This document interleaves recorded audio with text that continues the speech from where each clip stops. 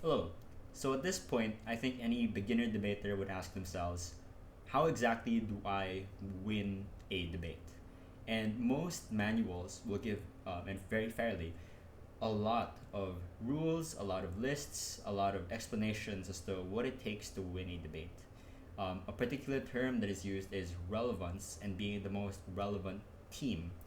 But then there comes a question of what exactly does that mean and what exactly does that entail? I will be outlining in this guide, in my opinion, the simplest way to judge whether or not teams win or lose debates, and very concrete things to look out for if you are a beginner debater trying to win debates and asking yourself, what should I do to be able to win this round? The trade off of that is I'm not going to be talking about all the nitty gritty rules, the technicalities, and maybe some more of the complex considerations for debating. But I think this should be fairly helpful if you're starting out. And in fact, I think when you're moving on to an intermediate level of debating, this is very helpful as well. Because I think at that point, you're learning so many things, you're getting better at debating and understanding so much that it helps to kind of simplify that and go back to the basics when you get confused as to why you lose certain debates or why you're not selling as well to certain judges. It helps to really simplify your thought process as to what does it mean to win. So I think there are four things you need to win in a debate. The first is you have to prove things or prove points. Second is you have to impact those points. The third is you have to compare those points. And the last thing is you have to play by the rules. I think not achieving one of these things could spell doom for your team if you're unable to do it. And doing all of these things better than all of the teams means that you should probably win the debate. What does each one mean? So the first thing is you have to prove a point. Meaning, if I'm a judge, maybe you can explain that an argument, I don't know, like maybe a motion, is going to cause a very significant benefit or harm. And let's say that benefit or harm is the most important thing in the round. But if you don't prove this, I can't believe it. Meaning you have to do the middle like analysis, as often said, or the legwork to just prove to me and explain to me why is this going to happen? What is the end outcome you're trying to achieve? And there are many hurdles to this. The first is the believability to the average person, meaning the judge will take on the perspective of the uh, average reasonable person or the ordinary intelligent voter, depending on what circuit you're in. But basically, they are a fairly normal person without specialized knowledge. Maybe they have knowledge about the world. And what that means is, and I think people confuse this all the time, they're not a blank slate. A judge should not just believe everything that is thrown at them. So if I say this motion will save millions of lives, I can't just believe that on face. You should have some level of gut checking and believability. That doesn't mean that a judge should by default not believe everything, but that with a higher level of difficulty of believing means that there should be more skepticism for a judge. And a higher level of impact, especially. So, if you're going to say, we changed the world, we solved so many problems, a judge should also be personally checking, does this really happen? The second is just attempts from an opponent to be able to disprove this. Meaning, maybe the judge can believe it, but the judge can also listen to the other side who is going to say, actually, this isn't true for XYZ reasons. And so you are not just proving an argument, you have to shield an argument from possible attacks. So if you give three reasons something is going to happen, you can't just expect the judge to buy that if they hear three counter reasons to say why something isn't going to happen. And so then it becomes a debate question of how exactly are our reasons for proof more important or more likely to be true than the other side's. And the last thing is just the extent of believability. And what I mean by this is that maybe a point isn't completely true, but it could be partially true.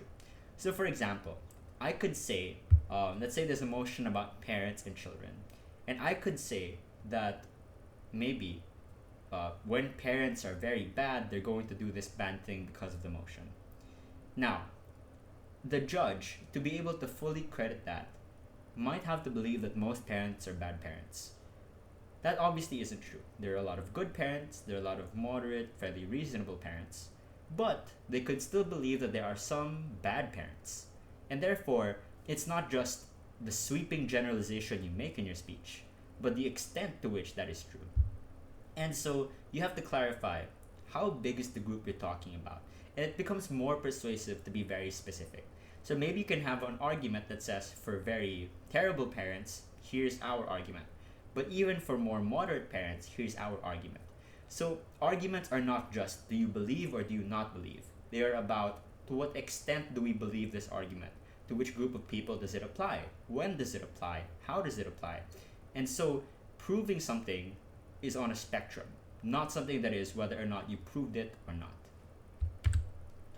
The second is you have to impact points, meaning I have to understand what happens when what you've proven is true.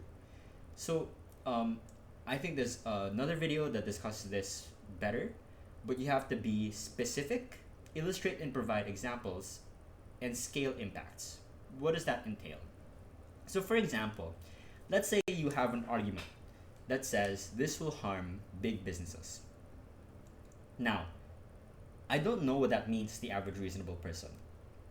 Meaning, sure, I understand big businesses can maybe lose profits, maybe they'll have less money.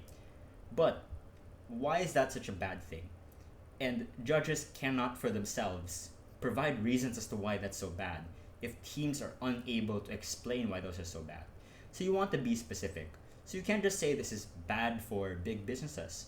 Maybe you can say that these are businesses that the economy is dependent upon because they hire a lot of people, they contribute significantly to a supply chain, because consumers are likely to buy a lot of products from those businesses and they might not have options if that business doesn't do well. So that's a lot more specific than saying it is bad. You are providing things that people, or rather, you're providing more specific ways that something can manifest rather than just saying bad. The second is you want to illustrate and provide examples. So like I just did, sometimes specificity and being able to illustrate and provide examples can help. And the reason that I add this as a separate point, however, is that it can also help ground the argument or help you better explain. So for example, maybe it'll help to give a particular example of a big business that when it was unable to perform well, harmed a lot of people. A good example could be big banks, which are so important to the system because a lot of people put their money in big banks, and when they crash, a lot of people could possibly lose their money as well. And that is an illustration of the broader claim of just big business in general.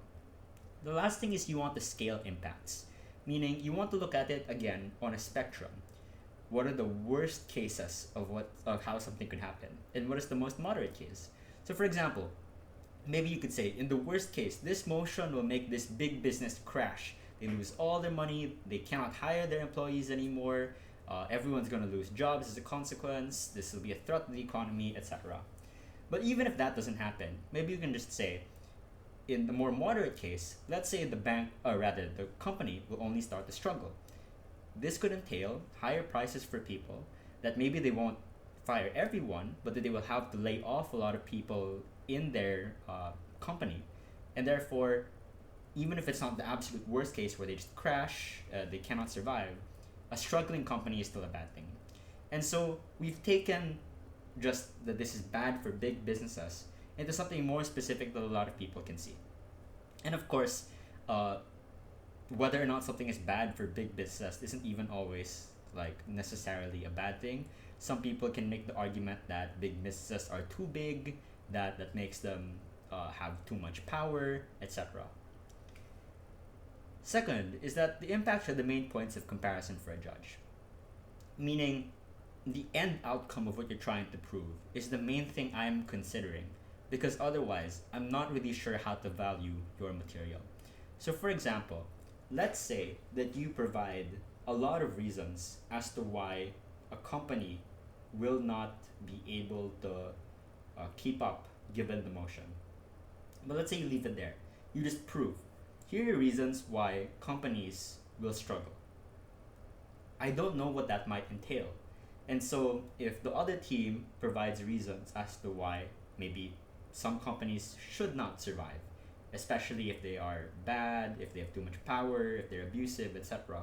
Or if they just bring up a completely different argument that is more impactful, that has particular consequences, then I'll just say, maybe I believe you and your proofs, but I don't really know what those proofs mean. I'll credit the other side.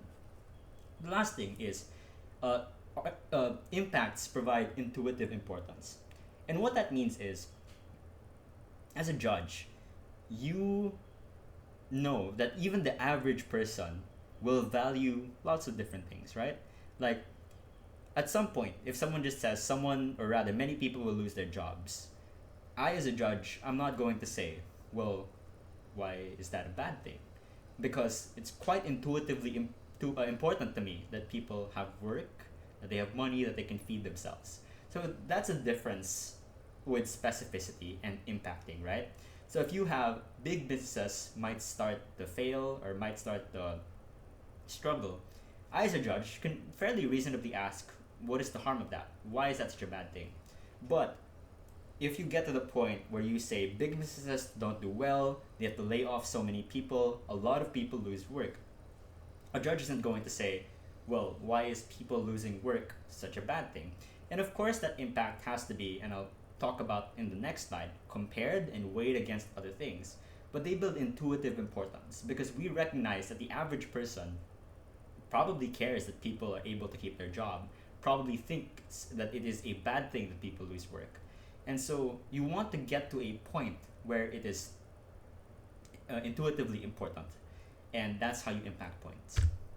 Next thing is you want to compare, because obviously, like, every team is gonna provide reasons to support or go against something. And now you want to be able to compare the different arguments that happen in a debate. And now I want to talk about here is just why this is where it starts to become relative. Meaning, the other two things where you prove an impact, you are just explaining to a judge, my argument on its own is something that is important. But the thing is, like I've mentioned, other teams are starting to provide their own material. And debates are competitions. They're about the relative importance of material. And so here, your goal isn't just to say this is an important, nice thing. You want to say this is the most important thing compared to the other things that teams are saying in this debate. And now you want to ask common things that relate to the previous questions, right? How well did the other teams argue their arguments? Whereas my argument is very well proven, I should win the debate. Or how impactful is the other team's points? Maybe they do have an impact, but it's just not very significant. My impact is more important. Or how well do they play into the rules of debating? So for example, like I've mentioned, closing teams should have something new. So maybe the closing team of the other side has a very impactful argument, but it's the exact same as their opening team. Then I'll just say, at least that team, the closing team that just copied the opening team, should not win the debate because they just copied the opening team. And now, this is how you build analytical importance. And what I mean by this is that maybe as an average person, I recognize that people losing jobs is obviously a bad thing. But there are so many other bad things that could happen in the debate. What if there's environmental harm? What if people are hired to jobs, but these jobs are in incredibly shoddy, abusive conditions? Is that worse than unemployment? Is having very abusive employment a better alternative? And so, as a judge, now at this point, I can't say that one is more important than the other without me personally intervening into the debate. Which is why when you compare these points, that's how you build analytical importance. Or you're starting to provide reasons as to how the judge should consider different arguments and their importance, rather than just, hey, this is a fairly important thing that you should value as a human being, which is the more intuitive aspect of this. The last thing is the rules. The rules of debating allow some arguments to have diminished value by virtue of when and how they are said. So common examples. Let's say the member of the other side just does not provide many arguments. And then at WHIP, they provide a whole slew of incredibly convincing arguments. If these are things that could not have possibly been logically derived from the member, these are then things that you are unable to credit as a judge. Or you could violate motion conventions. So looking at the motion types video, you have the motion this house supports, where you are expected to explain how something is likely to happen, and this house would, where you have fiat or some relative power to explain how it will happen. What do I mean by this? So let's say you have a motion about political assassination. When you have this house would assassinate X, some figure, you have power to be able to explain, here's how we'll do it, here's how it's going to occur, here's the power that we have to be able to do it. Versus this house supports the assassination of X. You have to then explain who is most likely to do it. Why are they likely to do it this way? Why is it likely to be successful? And therefore, you have to prove likelihood rather than use fiat.